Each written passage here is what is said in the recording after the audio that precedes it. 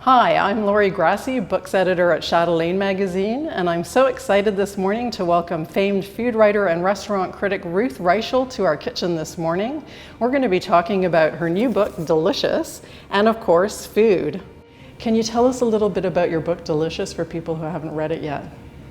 Yes, it's about a 21-year-old girl who has had a family tragedy, a big loss. And she drops out of college and comes to New York from California and gets a job at a food magazine named Delicious. And in the course of her working there, the magazine closes. And she is kept on to answer reader complaints and so forth. And she's the only one there. And one day she wanders into the library and she finds a cache of letters that were written by a little girl named Lulu Swan to James Beard during World War II. And part of what I wanted to do was this notion of help comes from unexpected places, and that this little girl who lived 70 years before could actually reach across time and be the person who rescues Billy. Now, when you started this book, the book really combines a lot of things. It's got romance, it's got mystery, it's got history. When you started the book, was this your intention to roll this all together? It kind of developed as it went along, but the book really started from, I had been researching World War II, which is a time that really interests me because it was the one time on this continent where everybody was eating the same thing. Because of rationing, because it was your patriotic duty to eat frugally, to save food for the soldiers, we all sat down at the same table. So I'd been researching that, and then I had this experience of Gourmet closed, and I was on tour for the Gourmet cookbook. And so everybody else had moved out. Well, I went back like 5 weeks later, and the magazine was this scene of complete devastation. And I went into the library and discovered this steel cabinet with all the letters that had come to the magazine, and they weren't very interesting. And just as an exercise to kind of, it was so depressing being in this empty place, packing up the office, that I sat down and wrote the letters I wished I had found. And that sort of became the core of this book. I just, in one fell swoop, wrote, I imagined this little girl writing to James Beard and saying, I'm trying to cook for my family, and these recipes, these wartime recipes are so terrible, couldn't you do better? It was a bit of a mourning process then for you, in a way, writing those letters? It was just a flight of fancy. It wasn't really anything other than sort of being in the library and thinking, what treasure could have been here, and then just inventing that treasure.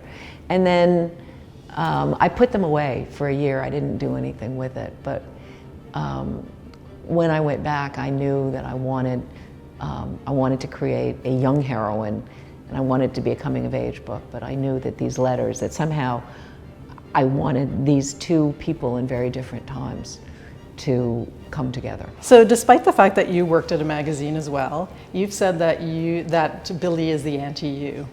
Yeah, Billy, I deliberately chose someone who was as unlike me as I could possibly imagine. I've written 4 biographies. I didn't need to write another biography. So I chose someone who's 21, which I am clearly not. I think the young people today are very different than my generation. So I wanted to sort of experience what it was like to be 21. She's new to New York, which I'm a native New Yorker. She has a sister. I've never had a sister. She's very shy, and I'm not remotely shy. And she's very closed down. I was deliberately trying to have someone as different from me as I could. And it shocks me when people say that I'm Billy. If I'm anybody in this book, I'm Lulu. I was a little girl who cooked. And although I've chosen to set it in a food magazine, it's a milieu I know. And I feel like I wanted to put her in the most nurturing atmosphere I could imagine. And I feel like food magazines are very nurturing. I mean, cooks tend to be very generous people, and I've given Billy this kind of magical ability to be able to, if she has a perfect palate, she can taste something and instantly identify not only what it is, but how to make it. And so I think, if such a person had shown up at Gourmet, we all would have rallied around her and tried to make her see herself in the way that we saw her. She's a wonderful character, and the descriptions of food are incredible, and also food appears in every sex scene. And I mean, food and sex are very sensual, but do you want to talk about that? Why? I mean, was that conscious? It was totally unconscious. I mean, the truth is, I do see the world food first. It's just how I see the world. But I was not conscious of the fact that I had them eating in bed until, my editor said, don't you want to, I mean, there's one point where they're eating ice cream, and she said, I really think you got to get that ice cream out of there. And I said, no, I want them eating ice cream in bed. I mean, I sort of love the idea of part of how this guy seduces her is by feeding her in bed, which no one has ever done for me, but I kind of would like it. Come on, that's your hint to people. It's in the book, do it. What was easier for you, do you think, writing fiction or nonfiction? Was this very difficult for you, your first novel? They're very different experiences, and it was a learning experience. It was a big learning curve for me, and the truth is that I pretty much wrote one entire book where I was just getting to know the characters, and then I kind of got rid of that and thought, okay, I need to know this, but the readers don't. It was like I was almost creating the kind of space a journalist does, where I knew who they were and what was going to happen, and then I could write it. But having done that, it was so much more fun than writing nonfiction. I mean, it was kind of a journey every day, and I would get up in the morning and think, I wonder what's going to happen to Billy today, because the characters surprised me. They did things that I didn't expect them to do, and once I sort of knew who they were, they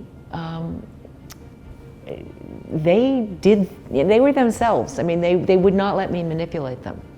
And I thought, I can make them say. I couldn't make them say what I wanted them to say. They said what they wanted to say. That's fun. It's different. It's very different than being in the world of nonfiction, where everything's a given. So what's next for you on the writing front? I've just turned in a cookbook, which is kind of a diary of the year after Gourmet closed, and it starts with my Twitter feed. So each page is a tweet, a sort of diary of what was going on in my life, and then the recipe I was cooking. And now I'm working on my next novel. So can you tell us a little bit about the novel? I'm very much a believer that you talk about the novel or you write the novel, but you don't do both. So I'm not talking about it.